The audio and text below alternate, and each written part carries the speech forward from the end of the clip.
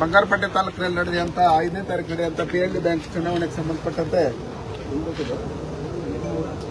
ನಮ್ಮ ಹಾಲಿ ಸಂಸದರಾದಂಥ ಮಲ್ಲೇಶ್ ಅಣ್ಣವರು, ಮಾಜಿ ಶಾಸಕರಾದಂಥ ನಾರಾಯಣಸ್ವಾಮಣ್ಣವರು, ಮತ್ತು ಶಿವಕುಮಾರ್ ಅಣ್ಣವರು, ಮಾರುಕಟ್ಟಣ್ಣವರು ಮತ್ತು ನಮ್ಮ ಎಲ್ಲ ಮುಖಂಡರುಗಳನ್ನು ಒಟ್ಟಿಗೆ ಸೇರಿಕೊಂಡು ನಾವು ಯಾವ ರೀತಿ ಚುನಾವಣೆಯನ್ನು ಎದುರಿಸಬೇಕು, ಯಾವ ರೀತಿ ಈ PLD ಬ್ಯಾಂಕ್ ವಿಷಯಕ್ಕೆ ಸಂಬಂಧಪಟ್ಟಂಗೆ ವೋಟರ್ ಲಿಸ್ಟಲ್ಲಿ ಇರ್ತಕ್ಕಂಥ ಮತದಾರರ ಪಟ್ಟಿಗಳಲ್ಲಿ ಇರ್ತಕ್ಕಂಥ ಹೆಸರುಗಳನ್ನು ಟ್ರಾನ್ಸಾಕ್ಷನ್ ನಡೆದಿದ್ರೆ ಕೂಡ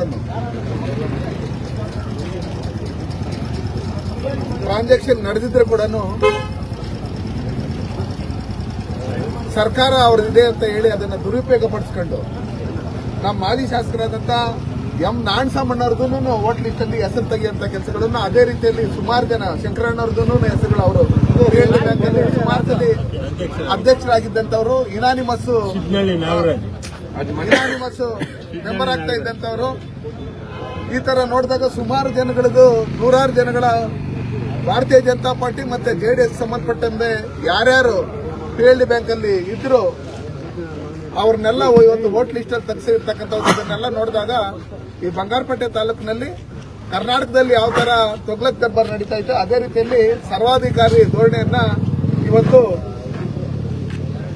SN ನಾರಾಯಣಸ್ವಾಮಿ ಅವರು ಈ ಸ್ಥಳೀಯ ಶಾಸಕರು ಮಾಡ್ತಾ ಇದ್ದಾರೆ.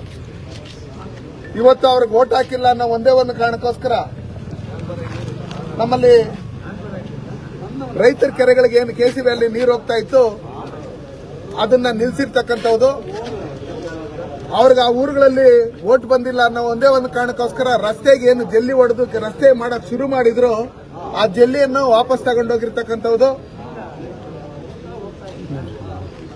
ಇದನ್ನೆಲ್ಲ ನೋಡಿದಾಗ ದ್ವೇಷದ ರಾಜಕಾರಣ ಮಾಡ್ತಾ ಇರ್ತಾರೆ. ಗೆಲ್ಲವರೆಗೂ ಒಂದು ಪಾರ್ಟಿ ಕ್ಯಾಂಡಿಡೇಟ್ ಅವರು ಗೆದ್ದಿದ್ದಾದ್ಮೇಲೆ ಈ ಕ್ಷೇತ್ರದಲ್ಲಿರ್ತಕ್ಕಂಥ ಪ್ರತಿಯೊಬ್ಬರನ್ನು ನಮ್ಮ ಕ್ಷೇತ್ರದ ಪ್ರಜೆಗಳನ್ನು ನಿಟ್ಟಲ್ಲಿ ಕೆಲಸ ಮಾಡಿ ಅಭಿವೃದ್ಧಿ ಕೆಲಸಗಳನ್ನ ಮಾಡಿ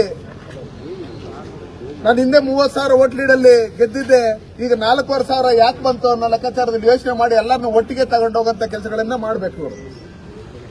ಅದನ್ನ ಬಿಟ್ಟು ಇವತ್ತು ದ್ವೇಷ ರಾಜಕಾರಣ ಮಾಡಿ ಯಾರಾದ್ರೂ ಸ್ವಲ್ಪ ಜೋರಾಗಿ ಮಾತಾಡಿದ್ರೆ ಅವ್ರ ಮೇಲೆ ಕೇಸ್ ಹಾಕಂತವ್ದು, ಅಟ್ರಾಸಿಟಿ ಕೇಸ್ ಹಾಕ್ಸಂತವ್ದು, ಬೆದರ್ಸಂತವ್ದು ಇದನ್ನೆಲ್ಲ ಮಾಡ್ತಾ ಇದ್ದಾರೆ. ಅದು ಹೋಗ್ಲಿ,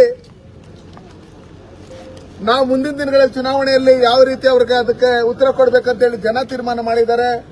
ಅದನ್ನ ಮಾಡೋಣ ಅಂತ ಯೋಚನೆ ಮಾಡ್ತಾ ಇದ್ರೆ ಇವತ್ತು ಗಾಲ್ಫ್ ಸಂಬಂಧಪಟ್ಟಂತ ಜಾಗ ಏನಿತ್ತು ಸುಮಾರು 54 ಎಕರೆ ಜಾಗವನ್ನ ಹಿಂದೆ DK ರವಿ ಅವರಿದ್ದಾಗ ಈ ಜಾಗ ಬೋಗಸ್ ಆಗಿದೆ, ಇದರಲ್ಲಿ ಇಂತಿಂತ ತಪ್ಪುಗಳಾಗಿದೆ ಅಂತ ಹೇಳಿ ವರದಿ ಕೊಟ್ಟು ಏನು DC ಅವರು DK ರವಿ ಅವರು ಆದೇಶ ಮಾಡಿದ್ರು ಅದನ್ನ ಇವತ್ತು ಕರ್ನಾಟಕ ರಾಜ್ಯದಲ್ಲಿರ್ತಕ್ಕಂಥ ಸಿದ್ದರಾಮಯ್ಯನವರ ಕಾಂಗ್ರೆಸ್ ಸರ್ಕಾರ ಇವತ್ತು ರೈತರು ಯಾವ್ದಾದ್ರು ನಮಗೆ 20-30 ಸೈಟ್ ಕೊಡ್ರಿ ನಾವು ವಾಸ ಮಾಡೋದಕ್ಕಂತೇಳಿ 100 ಸಲ ಯೋಚನೆ ಮಾಡ್ತಾ ಇರ್ತಕ್ಕಂಥ ಈ ಸರ್ಕಾರ ಇವತ್ತು ಸುಮಾರು 50 ಎಕರೆಗೂ ಹೆಚ್ಚಿಗೆ ಜಾಗವನ್ನ ಸರ್ಕಾರಕ್ಕೆ ಹಣ ಕಟ್ಟಿ ಅವ್ರ ಹೆಸರು ಮಾಡ್ಕೊಳ್ಳೋದಕ್ಕೆ ಇವತ್ತು ಹೋಗ್ತಾ ಇದ್ದಾರೆ. ಇವತ್ತು ಸಿದ್ದರಾಮಯ್ಯನವರ ಸರ್ಕಾರ ನಮ್ಮ ಕೋಲಾರ ಲೋಕಸಭಾ ಕ್ಷೇತ್ರದಲ್ಲಿ ಶಿಡ್ಲಘಟ್ಟ, ಚಿಂತಾಮಣಿ, ಶ್ರೀನಿವಾಸಪುರ, ಮುಳಬಾಗಿಲು, ಬಂಗಾರಪೇಟೆ, ನಮ್ಮ ಕೋಲಾರ, ಮುಳಬಾಗಿಲು ಈ ಭಾಗದಲ್ಲಿರ್ತಕ್ಕಂಥ ಜಾಗಗಳಲ್ಲಿ ರೈತರು 75 ವರ್ಷ 80 ವರ್ಷದಿಂದ ಉಳುಮೆ ಮಾಡ್ಕೊಂಡು ಅವ್ರಿಗೆ ಸಾಗುವಳಿ ಪತ್ರ ಕೊಟ್ಟು ಅವ್ರ ತಂದೆ ಅವ್ರ ತಾತ ಖರೀದಿ ಮಾಡಿರ್ತಕ್ಕಂಥ ಜಮೀನುಗಳಿದ್ರೇನು ಅದರಲ್ಲಿ 70-75 ವರ್ಷಗಳಿಂದ ಮಾವಿನ ಗಿಡ ಇನ್ನೊಂದು ಮತ್ತೊಂದು ಹಾಕಿದ್ರೇನು ಅದನ್ನೆಲ್ಲ ಏಕಾಏಕಿ ಹೋಗಿ ತೆರವುಗೊಳಿಸಂತ ಕೆಲಸಗಳನ್ನ ಮಾಡ್ತಾ ಇದ್ದಾರೆ. ಇವತ್ತು ಆ ಗಾಲ್ಫ್ ಅಲ್ಲಿ ಇರ್ತಕ್ಕಂಥ ಜಾಗ 54 ಎಕರೆ ಏನ್ ಜಾಗ ಇದೆ ಆ ಜಾಗವನ್ನ ಇವರು ಎಲ್ಲ ದಾಖಲಾತಿಗಳನ್ನ ತಿದ್ದಿ ನಮಗೆ ಮಾಡಿಕೊಡ್ಬೇಕು ಅನ್ನೋ ಲೆಕ್ಕಾಚಾರದಲ್ಲಿ ಇವತ್ತು ಸಿದ್ದರಾಮಯ್ಯನವರ ಸರ್ಕಾರ ಹೋಗಿ ಅವರನ್ನು ಸಿದ್ದರಾಮಯ್ಯನವರ ಸರ್ಕಾರದವರು ಇದರಲ್ಲಿ ಪಾಲ್ದಾರರಾಗಿ ಏನೋ ದುಡ್ಡು ಗಿಡ್ಡು ಇಸ್ಕೊಂಡಿದಾರೋ ಏನೋ ಗೊತ್ತಿಲ್ಲ. ಸಿದ್ದರಾಮಯ್ಯನವರ ಸರ್ಕಾರ ಇಸ್ಕೊಂಡು ಇವತ್ತು ಸರ್ಕಾರಿ ವಂಗಯ್ಯನ ದಿನ್ನೆ survey number 1, survey number 2, survey number 3, survey number 4, survey number 5 ಇದರಲ್ಲಿ ಸುಮಾರು 54 ಎಕರೆಯನ್ನ ಇವರು ಕಬಳಿಸಿರ್ತಕ್ಕಂಥದ್ದು. ಆ ಕೆರೆಗಳನ್ನ ಇವತ್ತು ನೋಡಿ, ಸರ್ವೆ ನಂಬರ್ 4ರಲ್ಲಿ 7 ಎಕರೆ 3 ಗುಂಟೆ ಸರ್ಕಾರಿ ಕೆರೆ ಅಂತಿದೆ. ಸರ್ವೆ ನಂಬರ್ 12ರಲ್ಲಿ 1 ಎಕರೆ 20 ಗುಂಟೆ ಕೆರೆ ಅಂಗಳ ಅಂತಿದೆ. ಸರ್ವೆ ನಂಬರ್ 16ರಲ್ಲಿ 1 ಎಕರೆ 27 ಗುಂಟೆ ಕೆರೆ ಅಂಗಳ ಅಂತಿದೆ. ಸರ್ವೆ ನಂಬರ್ 20ರಲ್ಲಿ 6 ಎಕರೆ 27 ಗುಂಟೆ ಕೆರೆ ಅಂಗಳ ಅಂತಿದೆ. ಸರ್ವೆ ನಂಬರ್ 21ರಲ್ಲಿ 16 ಗುಂಟೆ ಹುಲ್ಲು ಬನ್ನಿ ಅಂತಿದೆ. ಸರ್ವೆ ನಂಬರ್ 23ರಲ್ಲಿ 1 ಎಕರೆ 26 ಗುಂಟೆ ಖರಾಬ್ ಗುಟ್ಟೆ ಅಂತಿದೆ. ಸರ್ವೆ ನಂಬರ್ 42ರಲ್ಲಿ 2 ಎಕರೆ 37 ಗುಂಟೆ ಸರ್ಕಾರಿ ಗುಟ್ಟೆ ಅಂತಿದೆ. 47ರಲ್ಲಿ 1 ಎಕರೆ ಸರ್ಕಾರಿ ಖರಾಬ್ ಗುಟ್ಟೆ ಅಂತಿದೆ. 44ರಲ್ಲಿ 17 ಎಕರೆ 20 ಗುಂಟೆ ಸರ್ಕಾರಿ ಖರಾಬ್ ಗುಂಟೆ ಅಂತಿದೆ. ಮತ್ತೆ 9 ಎಕರೆ 21 ಗುಂಟೆ ಸರ್ಕಾರಿ ಖರಾಬ್ ಗುಂಟೆ ಅಂತಿದೆ. ಅಂತೇಳಿ ಅಲ್ಲಿ ನೀರು ಕುಡಿಸಿ ಅಲ್ಲಿ ಗುಂಡ್ತೋಪುಗಳಲ್ಲಿ ನಾವು ಅವನ್ನ ಬಿಡ್ತಾ ಇದ್ರಿ.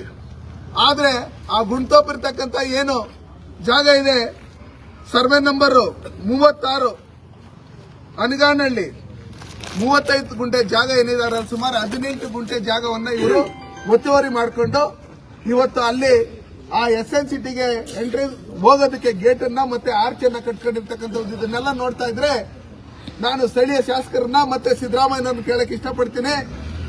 ರೈತರಿಗೆ ನೀವು ಮನೆಗಳಿಂದ ಅವ್ರಿಗೆ ನೀವು 20-30 ಸೈಟ್ ಕೊಡೋದಕ್ಕೆ ನೀವು ರೆಡಿ ಇಲ್ಲ ಸರ್ಕಾರದವರು, ಕಾಂಗ್ರೆಸ್ ಸರ್ಕಾರದವರು. ಅದೇ ರೀತಿಯಲ್ಲಿ ರೆವಿನ್ಯೂ ಮಂತ್ರಿಗಳಿಗೆ ಹೇಳ್ತೀನಿ, ಈ ರಾಜ್ಯದಲ್ಲಿ ಮನೆಗಳಿಲ್ತಾ ಇರ್ತಕ್ಕಂಥದ್ದು, ಜಾಗಗಳಿಲ್ತ ಸೈಟ್ಗಳಿಲ್ತಾ ಇರ್ತಕ್ಕಂಥವ್ರು ಕೋಟ್ಯಾಂತರ ಜನ ಇದ್ದಾರೆ.